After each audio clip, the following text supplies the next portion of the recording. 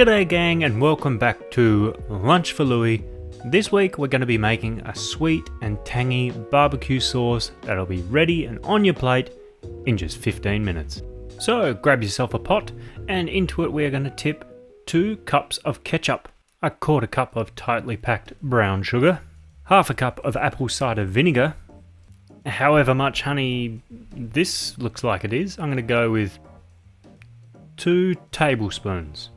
A good glug of Worcestershire sauce, call that a tablespoon. Now I like a bit of kick in my barbecue sauce, so I made a habanero hot sauce and I'm going to add just a pinch. The juice of half a lemon. Then stir these wet ingredients to combine before adding a pinch of salt, a pinch of freshly ground black pepper and some garlic powder. Stirring once more to combine before bringing to heat and allowing to simmer and thicken for 10 minutes. Now you are going to want to keep your attention on this thing because there are a lot of sugars in there and we don't want them burning to the bottom of the pot.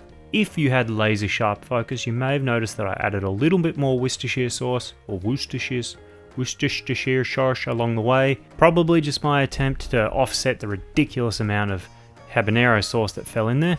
But cooking is all about adding the wrong amount of ingredients and covering it up with other ingredients, and I encourage you to do the same. And that's it. Funnel it into a jar or sauce squirty bottle, whatever you got.